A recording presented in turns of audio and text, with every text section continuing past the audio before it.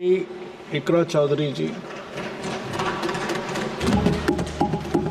धन्यवाद सभापति महोदय, आपने मुझे इस विशेष चर्चा पर बोलने का मौका दिया।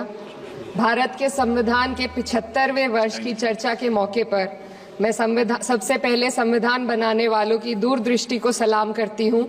एक युवा सांसद के तौर पर मैं अपनी उम्मीदों को संविधान के साथ जोड़कर खास तौर पर ये बताना चाहती हूँ कि आज हमारे देश में पिछड़े, दलित, अल्पसंख्यक समुदाय को किस तरह अपने संवैधानिक अधिकारों और आज़ादियों की हिफाजत के लिए हर रोज मुश्किलों का सामना करना पड़ रहा है। Doctor B.R. अम्बेडकर के कथन से अपनी बात रखना चाहती हूँ। उन्होंने कहा था, मुझे अपने भारतवर्ष पर फक्र है कि जिसके पास ऐसा संविधान है जो लोकतंत्र, समाजवाद और सेक्युलरिज्म को संजोता है। लेकिन आज ऐसा लगता है जैसे संविधान की किताब तो है पर इसे चलाने वालों का ईमान गुम हो गया है। आज हिंदुस्तान में हर वर्ग को किसी न किसी चुनौती का सामना करना पड़ रहा है, मगर अल्पसंख्यक, खासतौर पर मुसलमानों पर जो कहर टूटा है वो किसी से छुपा नहीं है। ये लोग सिर्फ अपने मजहबी पहचान की वजह से निशाने पर हैं। संविधान का अनुच्छेद 15 कहता है कि किसी भी नागरिक के साथ धर्म, जाति या किसी और वजह से भेदभाव नहीं होना चाहिए, लेकिन हकीकत इसके उलट है। हालात इस कदर बिगड़ चुके हैं कि hate speech, mob lynching, bulldozer द्वारा घरों को गिराने की घटनाएं आम हो गई हैं। खास तौर पर उत्तर प्रदेश में, जहां ऐसा लगता है जैसे कानून के नाम पर जंगल राज चल रहा हो। संभल में जो हुआ वो सबके सामने है। पुलिस के संरक्षण में निर्दोष लोगों की हत्या की गई और सरकार ने चुप्पी साध ली। अल्पसंख्यकों पर हिंसा बढ़ती जा रही है, मगर सत्ता में बैठे लोग या तो आंखें मूंदे हुए हैं या फिर इन घटनाओं को बढ़ावा दे रहे हैं। हद तो तब हो जाती है जब न्यायपालिका की बात भी अनसुनी कर दी जाती है। सुप्रीम कोर्ट ने मॉब लिंचिंग पर 11 सूत्रीय निर्देश जारी किए थे। इसमें साफ कहा गया था कि राज्य सरकारें और पुलिस इस तरह की घटनाओं को रोकने और दोषियों पर सख्त कार्रवाई करने के लिए जिम्मेदार है, लेकिन आज भी इन निर्देशों पर अमल नहीं हो रहा है। हाल ये है कि मॉब लिंचिंग को रोकने की बजाय सत्ता में बैठे लोग आग में घी डालने का काम कर रहे हैं। उनकी जुबान से ऐसी बातें निकलती हैं जो नफरत को और बढ़ावा देती है। ये अशांति अब इतनी गहराई तक फैल चुकी है कि हमारे समाज के धर्मनिरपेक्ष चरित्र पर गंभीर सवाल उठ रहे हैं। साल की शुरुआत में ही कई राज्यों में दुकानदारों को अपने नाम बोर्ड पर लगाने के लिए मजबूर किया गया। इसे सेहत और सुरक्षा के कानूनों का हिस्सा बताया गया, मगर असल मंशा कुछ और थी। ये कदम खास तौर पर मुसलमान दुकानदारों को निशाना बनाकर उठाया गया ताकि उनकी रोजी रोटी पर चोट की जाए। पिछले हफ्ते मुरादाबाद में एक मुस्लिम डॉक्टर को हिंदू बहुल्य मोहल्ले में घर खरीदने पर विरोध झेलना पड़ा। वजह बताई गई कि इससे मोहल्ले की सामाजिक शांति बिगड़ जाएगी। अब आप ही बताइए, क्या ये वजह सही है, जायज है? असल में ये छोटी बड़ी घटना इस बात का सबूत है कि सांप्रदायिकता को बढ़ावा देने वाले बयान और नीतियां हमारे समाज को अंदर से खोखला कर रही है।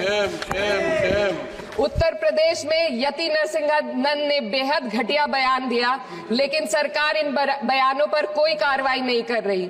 हेट स्पीच न केवल जनमानस के विचारों को प्रदूषित करती है, बल्कि इससे अब संवैधानिक पदों पर बैठे लोगों को भी प्रभावित कर दिया है। अभी हाल ही में माननीय उच्च न्यायालय इलाहाबाद के माननीय न्यायाधीश ने ऐसे बयान दिए जिसका संज्ञान खुद सुप्रीम कोर्ट को लेना पड़ा।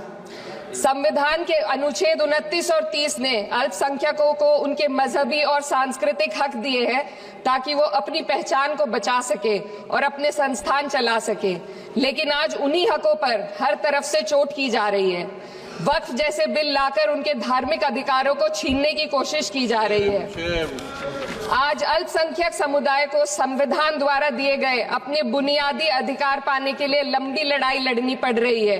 ऐसे कई मामले अदालत ने न्याय देकर संविधान की रक्षा की है, लेकिन अदालती प्रक्रिया में जो समय लगता है उसकी वजह से देश के सामाजिक ताने बाने को भारी नुकसान उठाना पड़ता है।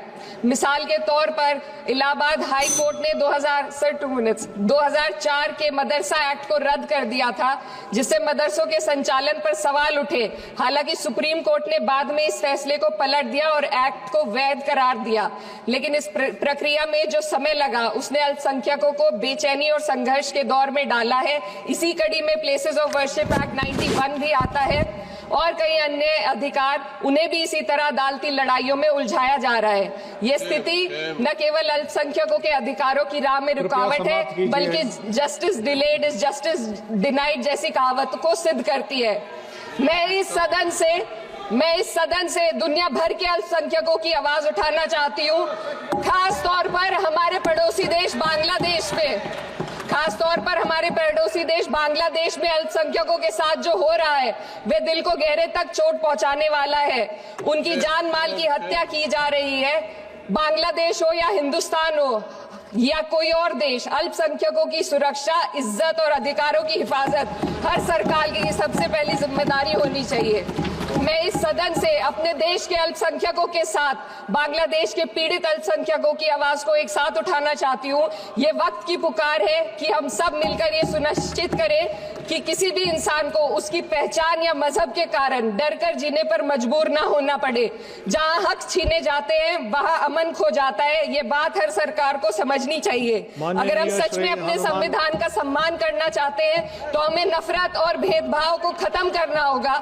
हमें ये दिखाना होगा कि ये मुल्क हर वर्ग, हर जाति, हर धर्म और हर समुदाय का है, और जब तक ऐसा नहीं होगा तब तक संविधान की आत्मा सिसकती रहेगी।